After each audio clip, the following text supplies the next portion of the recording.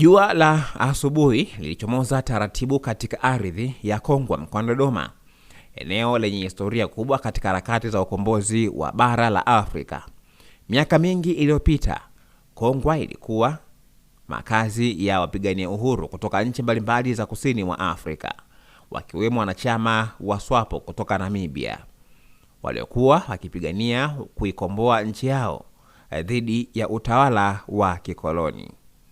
Tanzania iliwapa hifadhi, mafunzo na mazingira salama ya kuandaa mapambano yao. Katika kambi hiyo, wapigania uhuru waliishi maisha ya kujitolea kwa ajili ya taifa lao. Walipitia mafunzo mbalimbali, huku wakijenga matumaini ya kuona siku moja Namibia ikiwa huru. Wengi wao waliacha familia yao na kuvumilia changamoto nyingi kwa ajili ya kufanikisha ndoto ya uhuru. Miongo kadhaa baadaye, historia hiyo ilifunguliwa tena wakati rais wa Namibia, Netumbo Nandi-Ndaitwah, alipotembelea kambi ya wapigania uhuru Kongwa. Ziara hiyo ilikuwa ya kihistoria na yenye kugusia hisia mbalimbali, ikimrudisha katika ukurasa muhimu wa kihistoria ya taifa lake na uhusiano wa kindugu uliopo kati ya Namibia na Tanzania. Akiwa katika eneo hilo, Rais Nandi-Ndaitwah alitembelea makaburi matatu ya mashujaa wa Namibia waliopoteza maisha wakati wa harakati za ukombozi. Kwa heshima na kumbukumbu ya mchango wao, aliweka mashada ya maua kwenye makaburi hayo, huku akinyamazia kwa muda kuwakumbuka mashujaa hao waliotoa maisha yao kwa ajili ya uhuru wa taifa lao.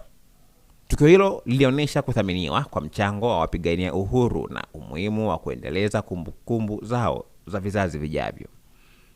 Baada ya kuweka mashada ya maua, rais huyo alitembelea maeneo mbalimbali ya kambi na kusikiliza simulizi kuhusu maisha ya wapigania uhuru waliowahi kuishi hapo. Alieleza kuwa Kongwa ni sehemu muhimu katika historia ya Namibia, kwa kuwa ilichangia kwa kiasi kikubwa maandalizi ya harakati zilizokuja kuzaa uhuru wa nchi hiyo mwaka 1990.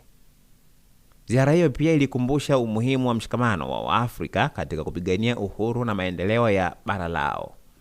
Kwa Tanzania na Namibia, Kongwa itaendelea kuwa alama ya urafiki, ushirikiano na historia ya pamoja iliyojengwa kupitia damu, jasho na kujitolea kwa mashujaa wa ukombozi. Leo makaburi hayo matatu yaliyowekewa mashada ya maua yanasimama kama ushahidi wa sadaka kubwa iliyotolewa na wapigania uhuru wa Namibia, huku kambi ya Kongwa ikiendelea kuwa sehemu muhimu ya kumbukumbu za harakati za ukombozi kusini mwa Afrika. Usiache kusubscribe channel yetu ya YouTube ambayo inasomeka Dodoma TV.